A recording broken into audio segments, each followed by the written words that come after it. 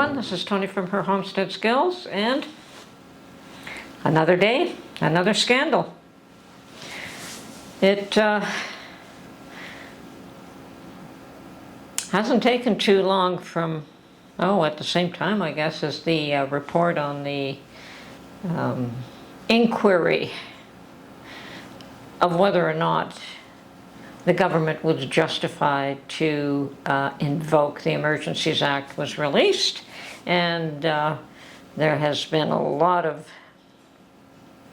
discussions as to the results, and even the individual who produced the report stated that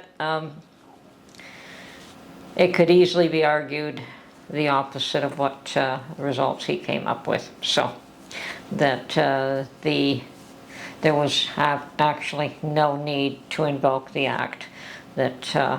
And there are those that say that rather than it having been a last resort, it was used as a first resort, that there was no other thought to do anything else to end the stalemate.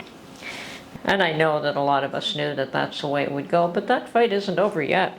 And I can assure you that the freedom fighters are not done either. They held a rally in Cambridge, and had I known that was going on, I probably would have attended.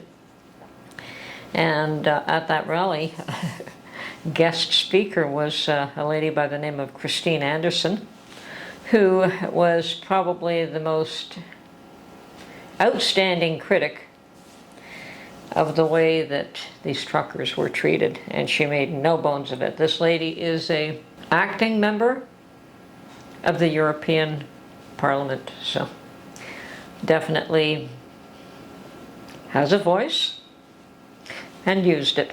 She is in Canada and she's doing the rounds, but she said the most important reason that she came was to not meet with politicians per se, but to meet with those that she called heroes of democracy, which is wonderful.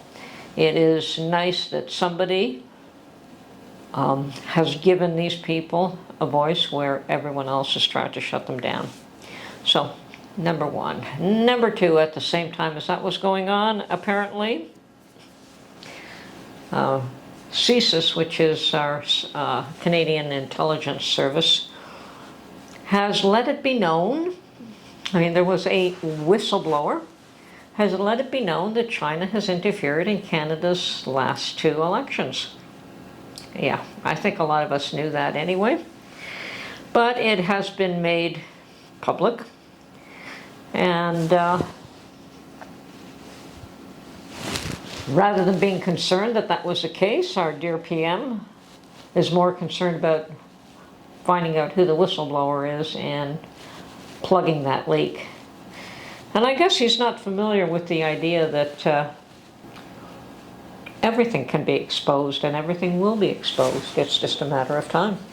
And things like $6,000 a night rooms at the expense of the public was another one that he was trying to hide. So yes, scandal after scandal, day after day, and he feels that none of this matters, doesn't fizz, he's used to it, he can take the heat and just keep going.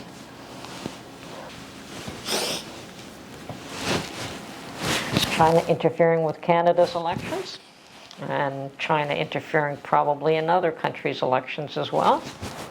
I can't say that, I don't have that information, but it's become pretty clear and quite open that they definitely interfered with Canada's elections. So who's running this country now? And why? They always say, follow the money. And I think at some point somebody will be following the money to determine what's going on worldwide. Not just here, not just the US, but everywhere. And we have in Ohio where the population is justifiably extremely upset. Not just in Ohio, but most of the US. I hear from a lot of you how terribly upset you are that your own leaders are promising aid and money and everything to a country that protect their borders, does nothing to protect their own, and has done nothing to help with the folks in Ohio that are facing a disaster.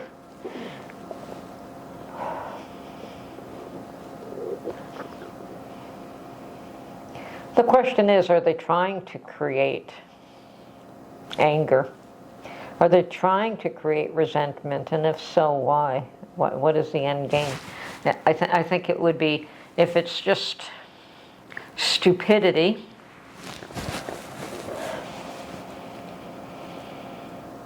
it's one thing. If it's malicious intent, it's another. You know, I did work in corporate industry for quite a number of years, more than I care to remember actually, and there's a thought that comes to mind, and it was pretty prevalent within that environment as well. You know, everyone was working hard to move up the ladder and get a better position, have more authority. And the thought that comes to mind, of course, is that people are promoted to the level of their incompetence, and there's a lot of that goes on everywhere. So, you know, they do very well in a particular job, in a particular environment, so they get moved up into something else, and sooner or later they get to a level where they just have no idea what they're doing. They're totally incompetent. They have no understanding of what is needed, what actions to take, what decisions to make, and this is what I'm seeing with a lot of our leaders today, whether it's North America, well, whether it's the US or Canada, it's pretty much the same. And there are those that say that they are just ruled by the same people, that both countries are not in charge of their own affairs anymore. I don't know if that's quite true, but the truth is I don't know.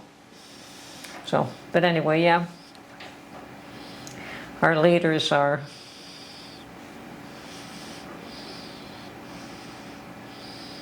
have reached the level of their incompetence. And the simple truth is, even if all of this is just malicious intent and trying to take advantage of the population, even that does not bode well for them. They're not pulling that off very well. Sure, they can take advantage and they can be abusive and they can do whatever they want for a term, and then the chickens come home to roost. Okay? Things have to change, and they will change, because people are getting tired of it and they are fighting back. So, anyway, that's it for this. Another day, another scandal. I wonder what will happen tomorrow. And yes, they can't keep hiding these from us. They will come out in the open. Everything will see the light of day, and everyone will know what's going on. Anyway, this is Tony from her Homestead Skills. Short and sweet. Hope tomorrow's a better day and the storm passes by without too much trouble. Hopefully you've got enough water and food put away in case you are housebound for a day or two and can't get out. I understand it's supposed to go through today and tomorrow, and hopefully after that it will be cleaned up, lessened up, melt down, who knows. But it's only a 2-day storm, but it's supposed to be an ugly one, so be prepared. Have food, fuel, water, heat, everything you need to last you at least a week. Anyway, have a great day. Bye for now.